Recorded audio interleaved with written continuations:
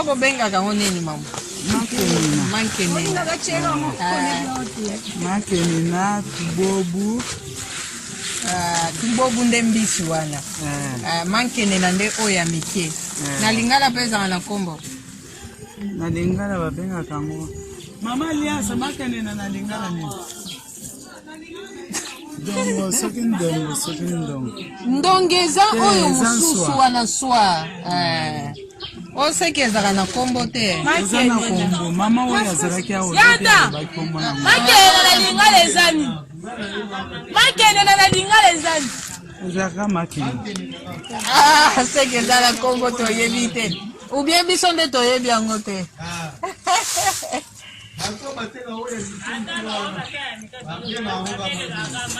Mankenena kaka. Mafisi ya bilobi moko apesaki yango na kombo no.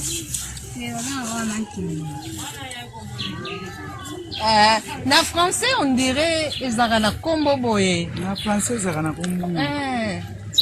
Ba oyo eliaka mabaya na babengaka ngo nini? Siko na français. On dirait nde kombo pe nango.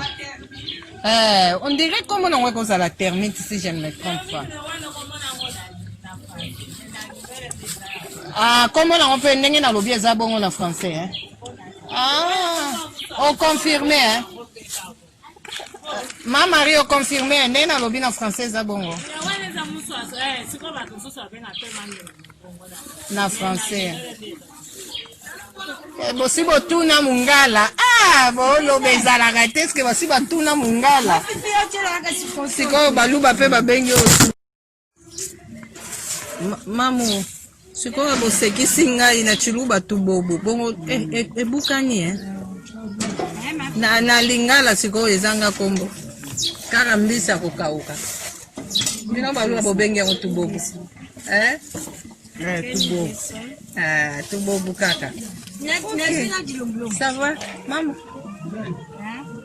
En tout cas, on sommet biloko penza kitoko olia bien penza ko biloko nde yango wana. Manger bio, manger naturel. Maman siko na ebindenge na sombi me na ebindenge olamba wote. Mankenena. Na maki? Na maki? Ndika. Donc so imaki akotokisa na tokisi na numaki. Na tokisi esili. Osali sauce bien tenyon sur mbala moko. Après ozi ata mibale ya mobeso sopi. Salima babulu yoko kanga mabia. Siko nini na koya kocha mankene. Ata ocha avant. Nyonso eza makasi te.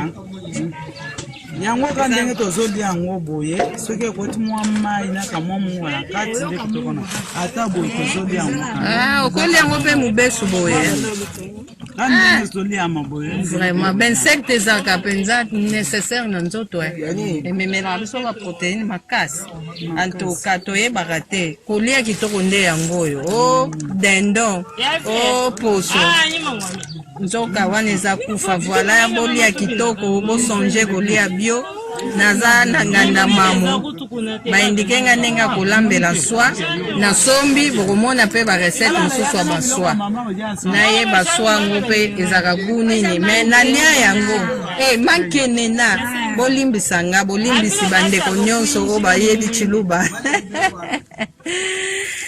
mankenena. Voilà, eza biloko tolia na bomwana na yebi mama za kolambela biso mais ça fait très longtemps que bungisa ki goût siko to bandi o raisonner ko zongela ba naturel biloko a bien kokima o ezoya na maladie. Voilà, c'est un peu ça. Mambo pesi nga recette moko mususu ezate à part ya maki. Noka ki olobaki mususu te. Pondo mbika na nini oni mteta soto sisi kotuta pondo ba episi nyonso tie na pondo oye kozwango otie pondo na nzungu oye kopase yango otie pe likolo etoki na pondo mbala moko ekobeleka mbala moko na kati ya pondo wana epesaka mwa en tout cas mkomsu tokomeka ba recette bazaki chanti bapesi nga mpenza déjà nazwi 3 recettes zao tokosala ngo na pondu na ndunda mpe balobi tokotia na maki tokotia voilà na mbika pe baisi biso pe na mbika tokotia bon seben toujours tokolambela bino yango. Allez, à suivre.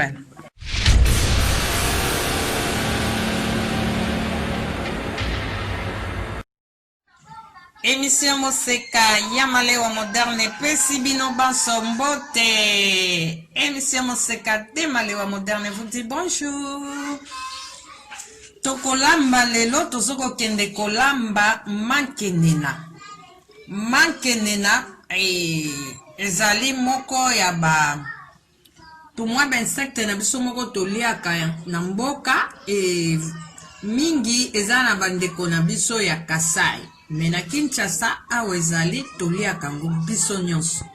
Tozoko kende kolamba ngo na maki bokolanda ndenge nini tozoko kende kolambela yango. Voilà, nous allons préparer ces genres d'insectes que nous appelons mankenena.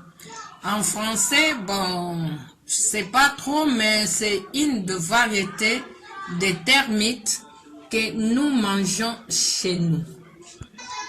Voilà, et nous passons maintenant aux ingrédients.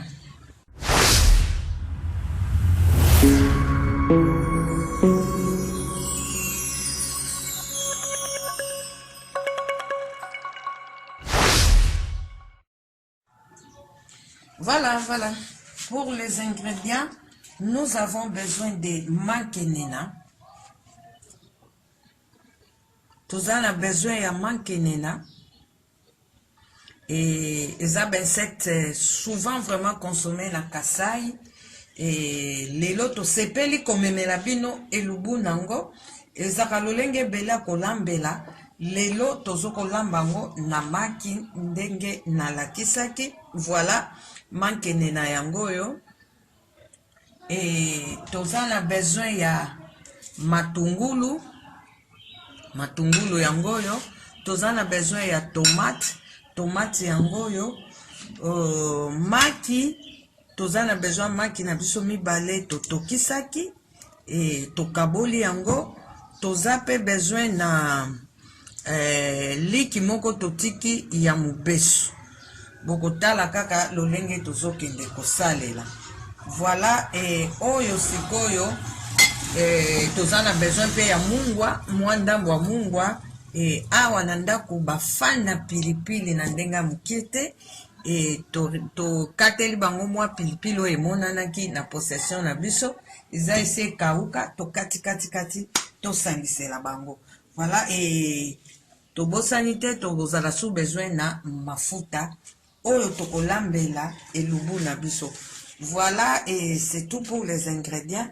Yango toko salela mokolo ya lelo pona kolambela mankenena na biso. Très prochainement na mokolo mususu nzamba kobongisa tokolamba lisu mankenena na modèle mususu.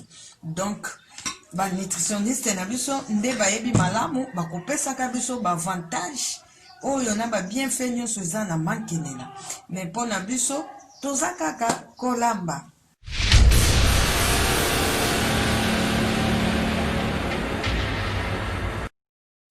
Voilà, et tongi to sala sauce, tote ba oignon na biso, o tosi to kataki, tozo sala sauce tomate.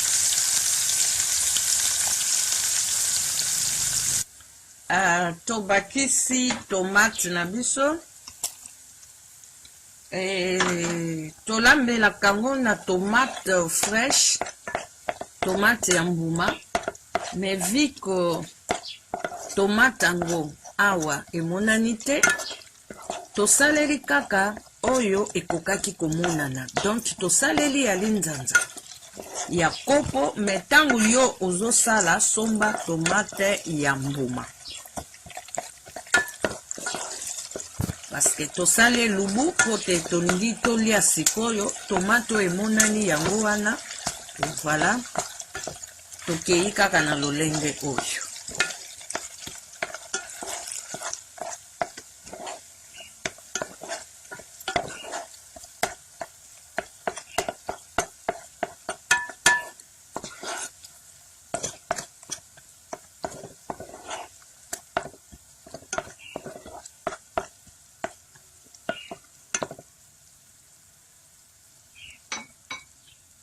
Voilà, tozeli tomate ebela elongola mwangai nango ebela comme ça toya kosangisa biloko mosusu.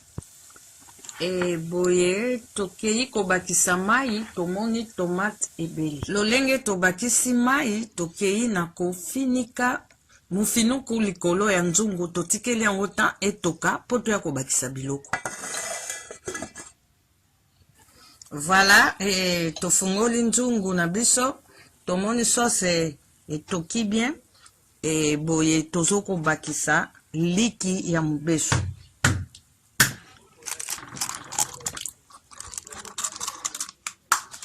Tobakisi liki na biso, tomeki ko balola, po ete esalaka poto ekangama te.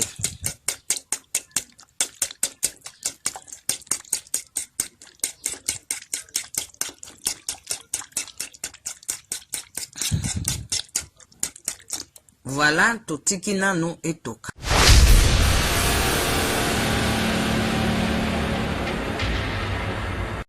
Voilà, totika kiango etoka, toeko fungola nzungu, bino moko bomoni, ebimi lokola mbika, meza mbika te. Voilà. Eza mbika te, eza liki, ndenge tolobaki, toti yango ya mubesu kaka, tobeti. Baluba babengaka yango di sukumuna. Tosale ndambu to poivre. Bolimbisi na bosalaki kolakisa poivre ne bandeli. Na tie ndambu wa poivre na elubu na biso tellement ke maki ezaki eloko azei esengeli kotia pe mwa poivre. Na ke kolandisa pilipili.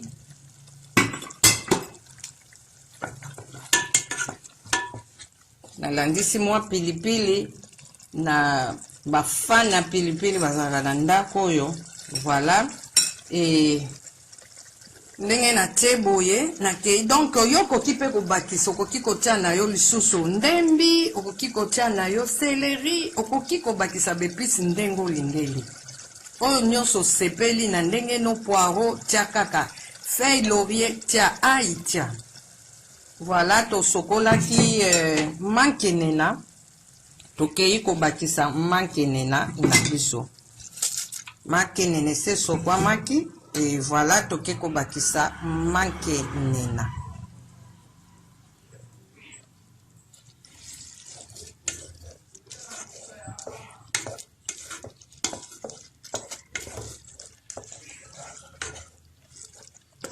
Et ça recette kasayenne et tango tosombi mamu asungi biso na kopesa biso quelques recettes.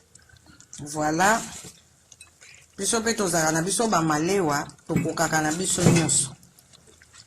Et voilà, tosepeli kokabola na bino recette tango na sangisi boye na kei ko finika nanu lisusu etoka.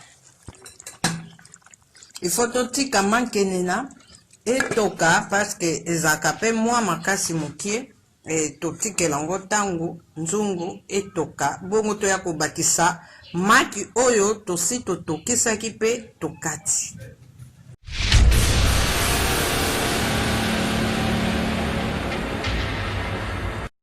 Boye kaka totie bamaki na biso tosilisi kotia maki totie ba morceau na biso ezalaki maki mibale totiki yango etoka esangana ezwa mwa gu ya sauce na biso ndenge tosangisi biloko nyonso mwa mungwa pe ekota mwa poivre pe ekota na kati. Voilà, totiki nano yango etoka moke parce que c'est belina po maki ezalaki déjà kotokisa.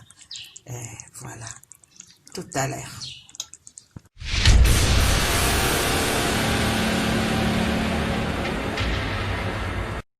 Voilà, tosisi elubu na biso ndenge toyebisaki bino tolambi lelo mankenena totiaki maki ndenge bolandi kaka procédure ezalaki. Voilà que ebeli elubu na biso ekomi prêt okolela yango na fufu okolela yango na kwanga. Et nous avions préparé aujourd'hui les mankenena qui sont une des variétés des termites. Nous les avons préparés avec le œuf. Comment nous avons procédé? Nous avons utilisé 3 œufs.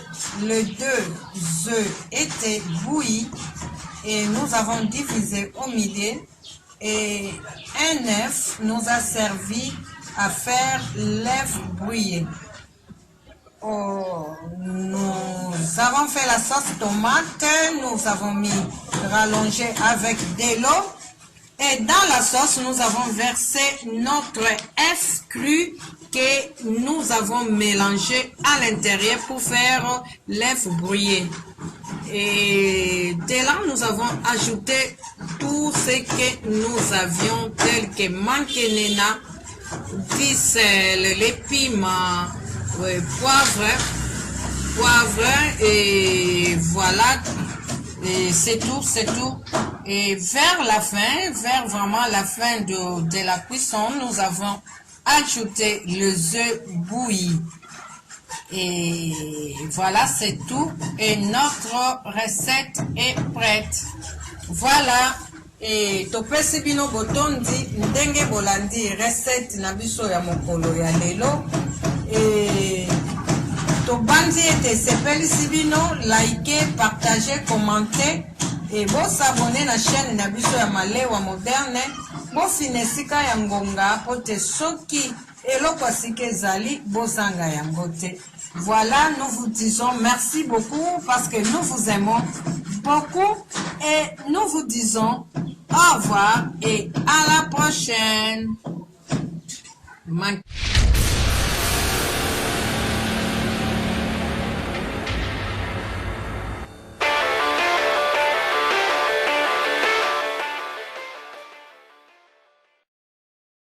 Fashion balls. Fashion balls. Fashion balls. Fashion balls. Pour vos bombers sans paille, passez commande chez Fashion balls. Bombers. Bombers. Bombers. At Fashion balls. Bombers. Bombers. Bombers. At Fashion balls. Pour commander chez Fashion balls, veuillez contacter le numéro suivant. Plus 243 82 175 31 57. Je répète, plus 243 82 175 31 57.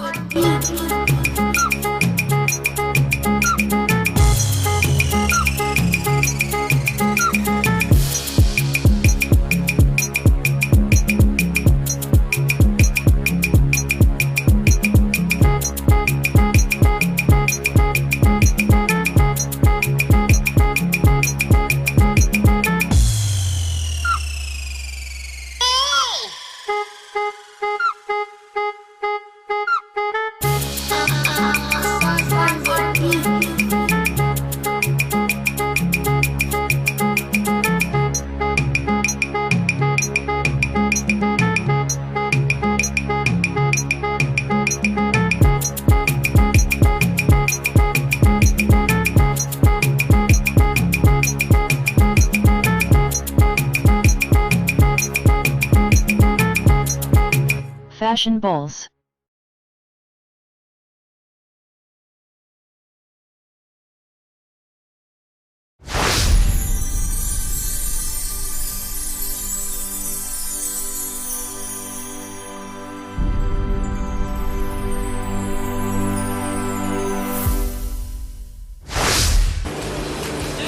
My feet, it's now or never, 'cause the future's open wide.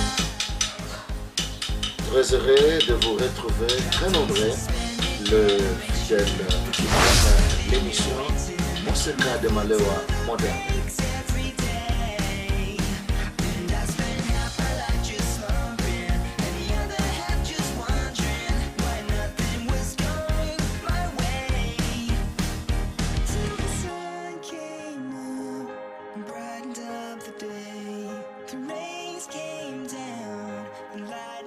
The